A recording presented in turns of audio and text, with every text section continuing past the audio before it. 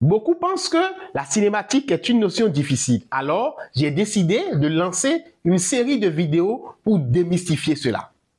Eh bien, la raison pour laquelle certains pensent que la cinématique est une notion difficile, c'est que la cinématique contient une bonne partie de plusieurs propriétés mathématiques.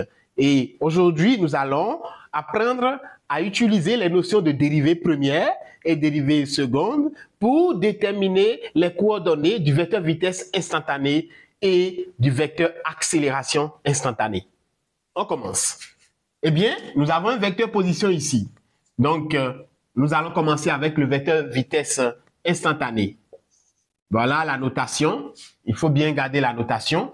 Et ces coordonnées sont ici Vx et Vy. Et pour déterminer Vx ici, nous allons dériver x. Alors, nous avons t-2. T-2 ici, nous allons d'abord dériver t ici. Donc, la dérivée de t ici, ça va faire 1. Eh bien, après t, nous allons dériver moins 2. Moins 2 étant une constante, sa dérivée va donner maintenant 0. Donc, ici, on aura 0 ici à ce niveau. Donc, comme c'est 0, on peut laisser. Alors, nous allons prendre le cas de 2t carré moins 2. Ici, nous avons 2t carré moins 2. Nous allons d'abord écarter le 2 qui est devant. Fois maintenant. Donc, nous allons dériver maintenant t carré. T carré ici, pour dériver t carré, c'est sous la forme de t puissance n. Donc, sa dérivée fait ici le n qu'on doit ramener devant, fois le t ici, fois maintenant, fois le t puissance n moins 1. Donc, ça va faire ici 2, ici que j'ai écarté, fois maintenant le 2 ici que je vais ramener devant ici, fois ici t à la puissance 2 moins 1. Et ici, il y a moins 2 aussi. La dérivée de moins 2 va donner 0. Je peux laisser. Alors, arrivé ici, on aura ici Vx qui va faire toujours 1. Mais Vy doit faire ici 2 fois 2, ça fait 4.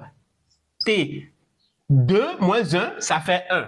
Alors, quand on fait un nombre élevé à la puissance 1, ça donne encore le nombre lui-même. Donc, ça donne encore t. Voilà. Donc, ici, nous avons comme ça les coordonnées du vecteur vitesse instantanée. Alors, c'est le tour maintenant du vecteur accélération instantanée qu'on va nommer ici A, vecteur A comme ça. Alors, AX. AX, en réalité, c'est la dérivée seconde du vecteur position. Ici c'est la dérivée seconde de l'abscisse ici. Et pour l'obtenir, on peut aussi dériver Vx ici pour obtenir directement. Donc, pour le faire, nous allons dériver Vx. La dérivée de Vx ici est déjà une constante. Donc, sa dérivée va donner 0. Ici, nous voulons dériver maintenant 4t. Ici, donc, il y a deux méthodes. Soit on dérive ceci 2 fois, et je pense qu'ici, on n'est pas obligé de le faire, puisque nous avons déjà dérivé ça une fois. Et on peut dériver maintenant, une seconde fois maintenant, en utilisant le vecteur vitesse instantanée. Donc, nous allons maintenant dériver Vy.